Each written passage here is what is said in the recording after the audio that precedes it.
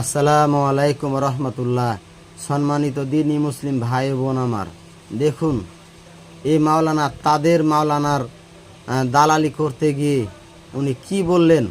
উনি নবীদের সাথে নবীর আল্লাহ রসুল সাল্লাল্লাহু আলাইহি সাল্লামের সাথে তুলনা করে দিলেন। ওনাদের হাতে হাত দিলে নাকি নবীর সাথে হাত দেওয়া হয়, নাউজুবিল্লাহি মিন জালিক।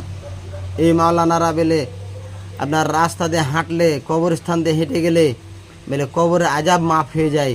অথচ আল্লাহ রসুল সাল্লাল্লাহু আলাইহি সাল্লাম কোনোদিন বলেননি যে আবু বকর, উমর রাদিয়াল্লাহু তাআলা আনহু তোমরা কবর পাশ দিয়ে হেঁটে গেলে কবর আজাব মাফ হয়ে যায়। কিন্তু এইসব মাওলানার এত পাওয়ার যে এদের পাওয়ারে কবর আজাব সহ মাফ হয়ে যায়, নাউজুবিল্লাহ। দেখুন আর ভিডিওটা শেয়ার করুন। কথা বুঝে আসছে তো? হযরত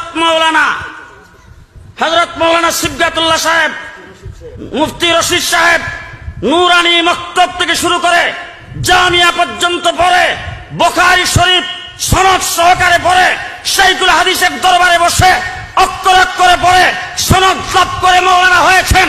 তিনি হলেন হযরত মাওলানা। বৈশা বৈশা তার চেহারা দেখলে সগীরা গুনাহ মাফ, সুবহানাল্লাহ। গ্রামের উপর দিয়ে হাঁটতে গেলে কবরের আযাব মাফ, সুবহানাল্লাহ। তার লগে যদি কেউ মুসাফা করে নবীর সাথে মুসাফা করার মতো, সুবহানাল্লাহ। তার পেছনে কেউ নামাজ পড়লে নবীর পেছনে নামাজ পড়ার মতো, সুবহানাল্লাহ। তার দরবারে কেউ বসলে নবীর দরবারে বসার মতো, সুবহানাল্লাহ।